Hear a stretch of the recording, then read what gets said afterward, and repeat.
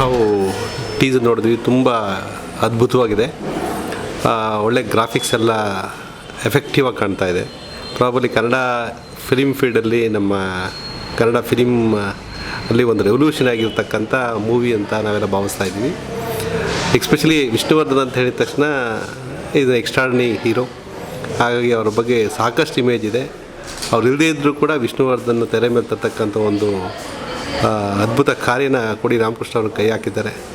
ಹಾಗಾಗಿ ನಮ್ಮ ಜ್ಞಾನಜ್ಯೋತಿ ವಿದ್ಯಾಸಂಸ್ಥೆ ಪರವಾಗಿ ನಾವು ಆಲ್ ದ ಬೆಸ್ಟ್ ಹೇಳ್ತೀವಿ ತಂಡಕ್ಕೆ. ಟೀಸರ್ ತುಂಬ ಚೆನ್ನಾಗಿದೆ, ಆಲ್ ದಿ ಬೆಸ್ಟ್. ನಾವು ವಿಷ್ಣುವರ್ಧನ್ ಅವರು ಟೀಚರ್ ನೋಡಿದ್ವಿ, ನಮ್ಗೆ ತುಂಬ ಖುಷಿ ಅನಿಸ್ತಾ ಇದೆ. ಇವತ್ತು ನಮ್ಮ ಮಧ್ಯದಲ್ಲಿ ವಿಷ್ಣುವರ್ಧನ್ ಅವರು ಇಲ್ಲ, ಬಟ್ ಕೋಡಿ ರಾಮಕೃಷ್ಣ ಅವರು ಇಂದಿನ ದಿನಗಳಲ್ಲಿ ನಾಗರಾವ್ ಚಿತ್ರದ ಮೂಲಕ ನಮ್ಮ ವಿಷ್ಣುವರ್ಧನ್ ಅವರನ್ನು ನಮ್ಮ ಜನರ ಮಧ್ಯದಲ್ಲಿ ತರ್ತಾ ಇದ್ದಾರೆ.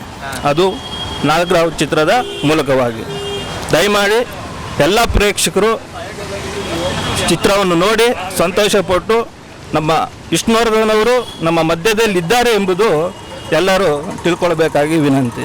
ನಾಗರಾವ್ ಟೀಸರ್ ನೋಡಿದೆ, ಚೆನ್ನಾಗಿದೆ. ಟೀಸರ್ ಚೆನ್ನಾಗಿದೆ. ಚಿತ್ರಕ್ಕೆ ಆಲ್ ದಿ ಬೆಸ್ಟ್, ಒಳ್ಳೇದಾಗಲಿ.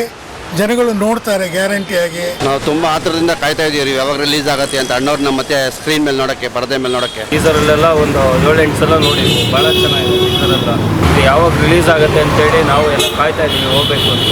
ಸಾಹಸ ಸಿನಿಮಾ ವಿಷ್ಣುವರ್ಧನ್ ಅವರ ಮೊದಲನೇ cinema Nagarahavu.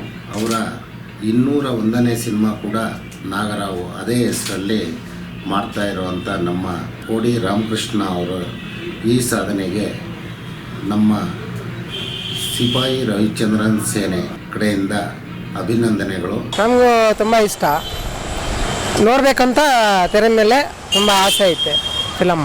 All the best for that film and we'll definitely see that film and we are excited to see. Vishnuvardhan ರವರ ಹಲವಾರು ಚಲನಚಿತ್ರ ನಾನು ನೋಡಿದ್ದೇನೆ. ಈಗ ಈ ರೀತಿ ಹೊಸದಾಗಿ ಒಂದು ಕ್ರಿಯೇಟಿವ್ ಆಗಿ ಕ್ರಿಯೇಟ್ ಮಾಡಿ ಅವರನ್ನು ಮತ್ತೆ ತೆರೆ ಮೇಲೆ ತೋರಿಸೋವಂಥ ಒಂದು ಸಾಹಸ ಮಾಡ್ತಾ ಇರೋದು ನಿಜಕ್ಕೂ ಶ್ಲಾಘನೀಯ. ಇದನ್ನು ನಾವೆಲ್ಲ ಕಾತರದಿಂದ ಕಾಯ್ತಾ ಇದ್ದೇವೆ.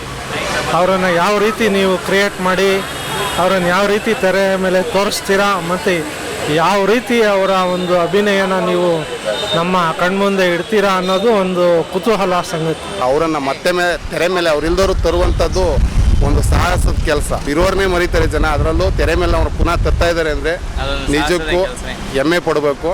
ಒಳ್ಳೆ ಆ್ಯಕ್ಟರು ರೂಪು ಅಂತ. ಈ ಕಾಲದಲ್ಲಿ ಅಂಥ ಆ್ಯಕ್ಟರ್ಸು ಯಾರೂ ಇಲ್ಲ ಅಂತ ಹೇಳ್ಬೇಕು.